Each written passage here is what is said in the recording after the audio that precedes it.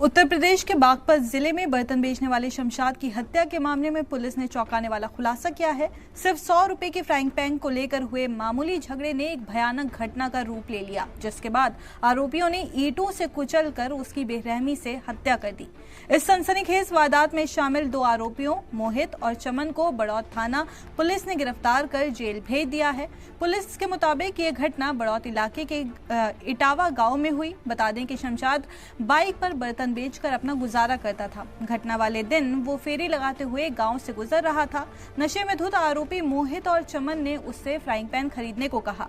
कीमत को लेकर दोनों पक्षों में बहस हो गई। हमला इतना जोरदार था कि शमशाद खून से लथपथ होकर वहीं गिर पड़ा और उसकी मौके पर ही मौत हो गई।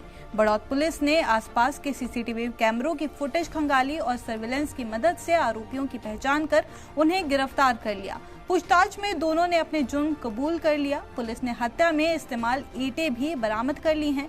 मामले का खुलासा करते हुए बागपत के एसपी सूरज कुमार राय ने बताया कि ये घटना शराब के नशे में हुई मामूली कहासुनी का नतीजा थी, जो मारपीट में बदल गई।